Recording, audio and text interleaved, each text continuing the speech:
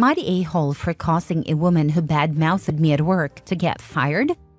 I kind of already know what people's answer to this would be, but I'm just asking to make sure. For backstory, I'm a 24 male, born and raised in a fairly small town, surrounded by even smaller towns. People from the surrounding towns come here to get their degrees/diplomas from our local university and college, because their towns don't have good options. My town is big enough to be a hot spot for the surrounding areas, but still small enough that most people know each other.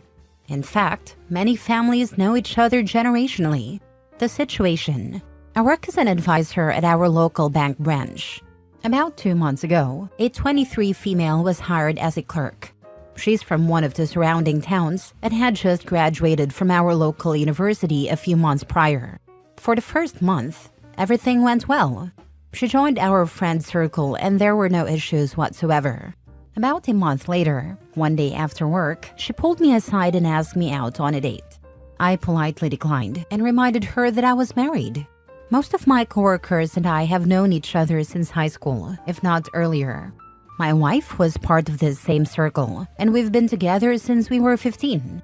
This topic had come up before, and I always wear my wedding band, so I found it odd that she asked me out, especially since there were other single guys in the office. But I brushed it off and thought that was the end of it. That happened on a Friday. On Monday, halfway through my shift, one of my other coworkers, 24 female, told everyone that the 23 female had claimed I pulled her aside, asked her out, and wouldn't take no for an answer. She also claimed I had started stalking her on Snapchat and Instagram.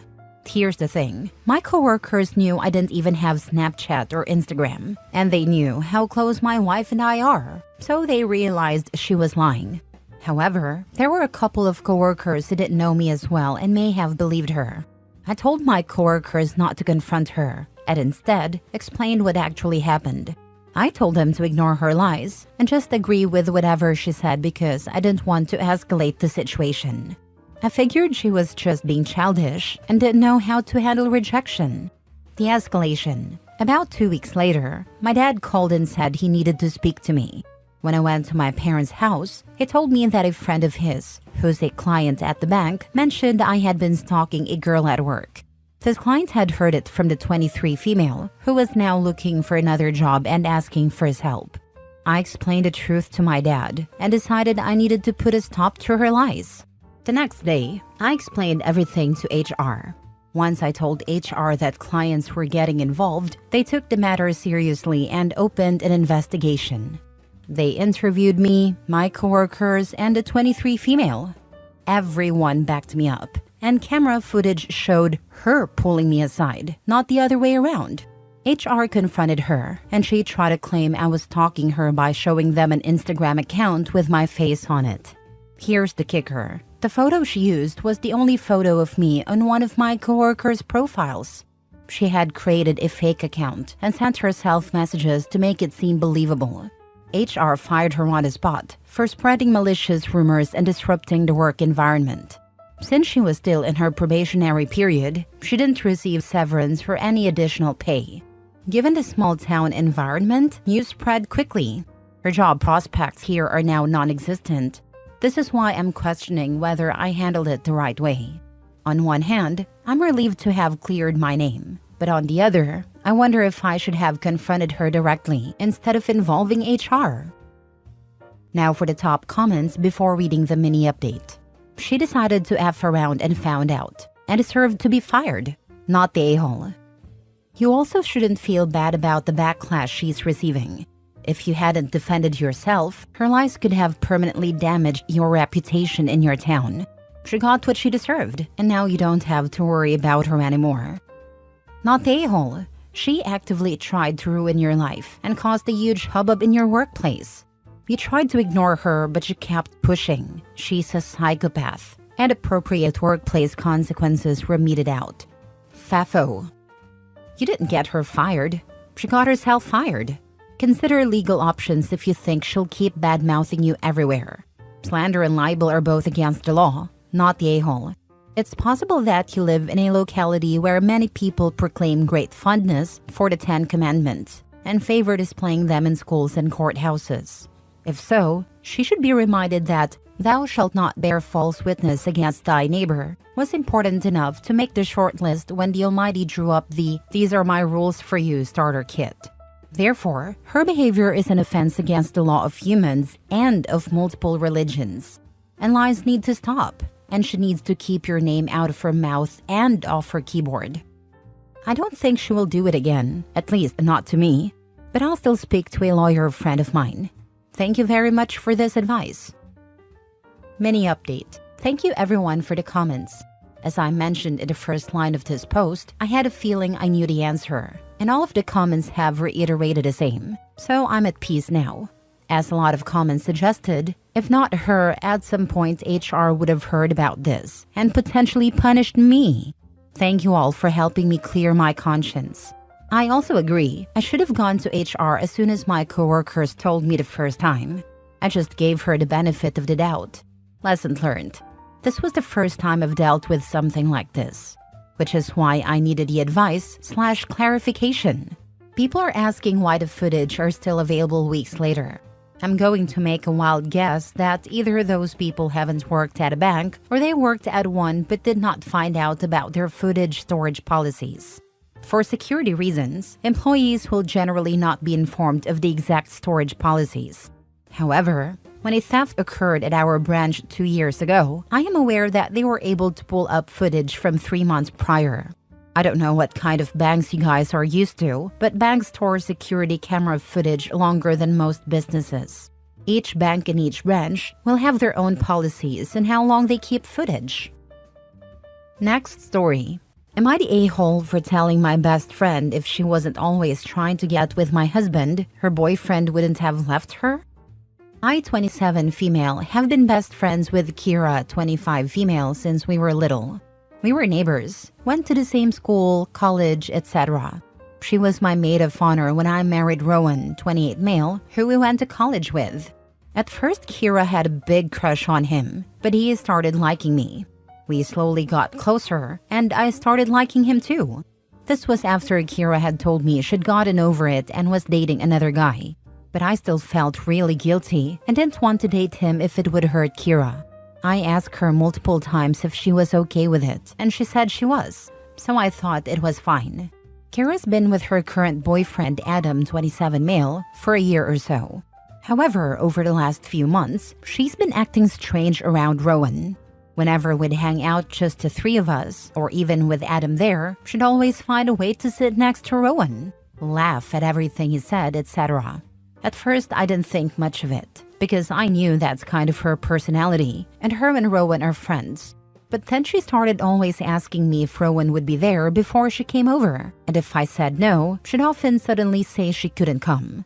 Sometimes she wouldn't show up even if I said he was there. Rowan also told me about a comment she made to him once, about how he was so patient for putting up with me being too tired to do anything with him now that I was pregnant, which I thought was weird. The odd behavior continued, but to be honest, the pregnancy has been keeping me too exhausted to dwell on it. Rowan seemed as friendly with Kira as always, but 2 days ago, our mutual friend Shay threw a dinner party. Rowan and I went, as did Kira and Adam. Kira got a bit tipsy, and she kept trying to sit with Rowan and touch him. He excused himself a few times, but she kept finding him. I tried to get her to back off a few times, and I was getting mad because this was crossing a line. She started slurring about how I stole Rowan from her. Thankfully, Adam was too busy talking to Shay's husband to hear this, but he definitely saw Kira's actions. The next afternoon, I was at Shay's again with some friends when Kira showed up. She was crying because Adam had broken up with her that day, saying he didn't think they were going to work out. Everyone was consoling her, but I was just kind of sitting there. I couldn't help but feel like she brought this upon herself. She asked me, "Aren't you going to say something?" So I said, maybe Adam wouldn't have left you if you weren't trying to get with Rowan all the time. Some of our other friends were shocked to hear this and got mad at Kira. Others were angry with me, saying Kira was just really friendly with everyone and that was a horrible accusation to make. Kira was upset, saying she couldn't believe I thought that of her and maybe we really weren't that close. She left in tears, and I left soon after too. Now I don't know. Maybe I was wrong. Kira had been drinking at the dinner party and might not have meant what she said, and the other stuff could have been nothing. Maybe this was too harsh to say to her after a breakup, and we could have talked privately, not in front of our friends. Am I the a-hole? Not the a-hole. Well, not entirely. Yes, it was kind of rude to say that after she had been dumped, but she'd been acting this way for a long time, to the point where even Rowan was uncomfortable, but she still persisted. Getting drunk didn't help, and I bet Adam did hear her say you stole Rowan from her. From my point of view, she's clearly been jealous this whole time. She hasn't moved on and has only tried to get closer. Rowan also brought up that weird comment she made about you being too tired to do anything. That's not a normal thing to say to your best friend's husband, even as a joke. It's messed up, not the a-hole. I don't know what the rules are in relationships, and they are probably different for every couple, but at a certain point, should he have shut down himself?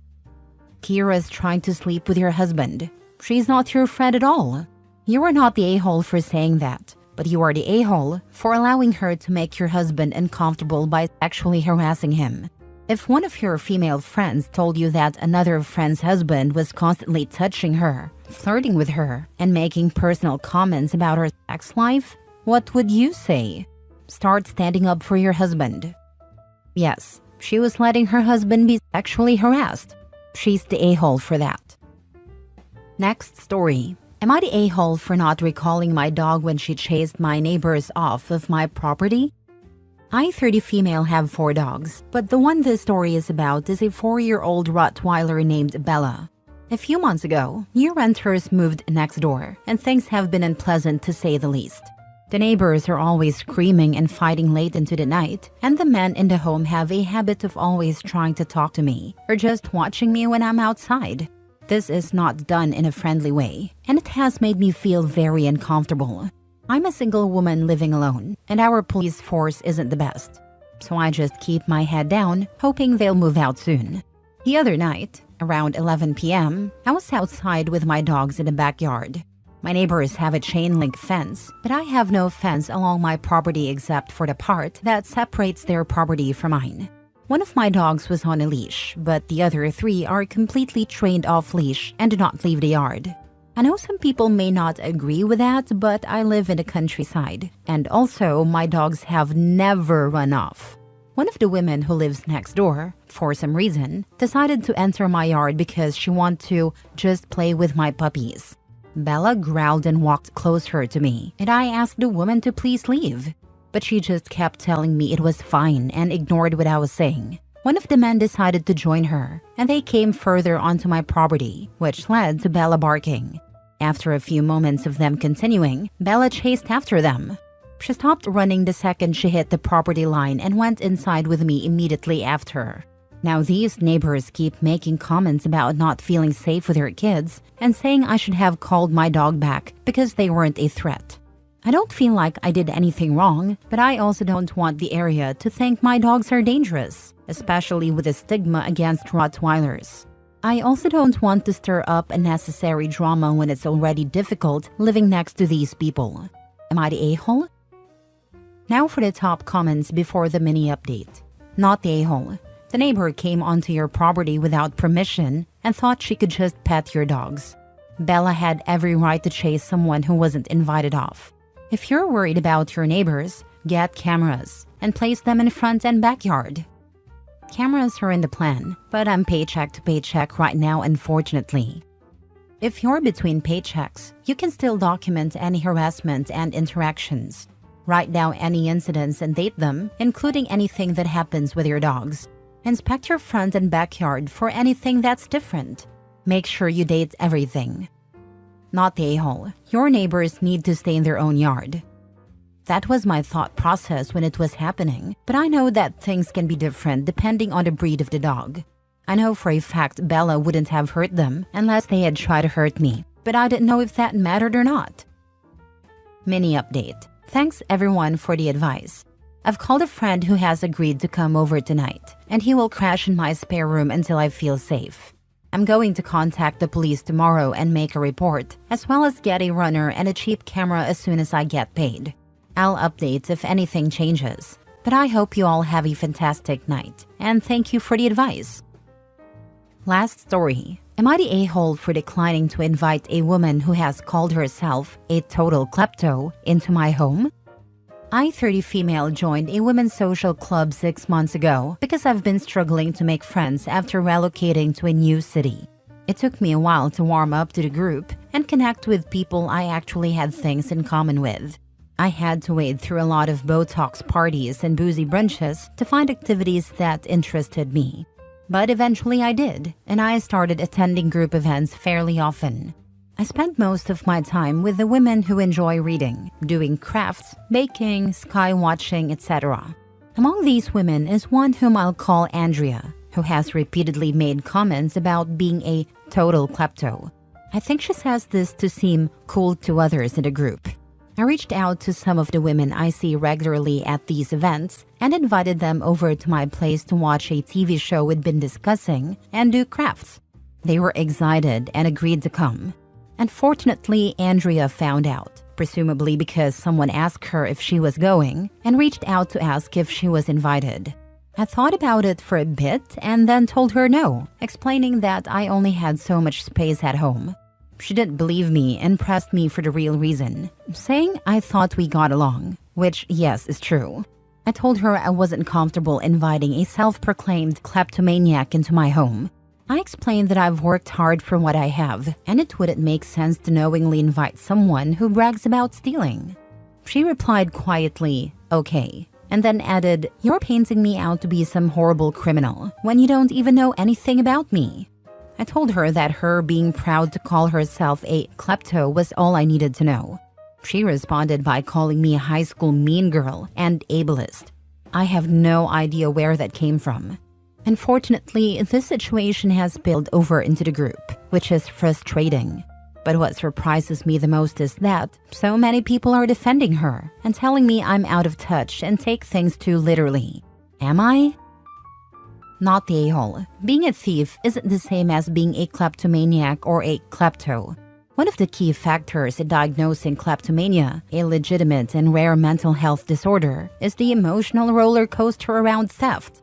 A kleptomaniac experiences intense shame and wouldn't casually tell strangers they've stolen something. Andrea is the ableist one here, for using kleptomania as an excuse to justify her poor behavior. I know some people say things like, "I'm being so OCD," when they just mean they're being fastidious. I'm not well versed in kleptomania, but I thought her comments might have been along those lines. It probably was, but it still makes her the ableist, not you. She's not a klepto. She's a thief, and a proud one at that. She's also rude. When you said there wasn't enough room, she should have accepted that answer. She isn't owed entry to your property.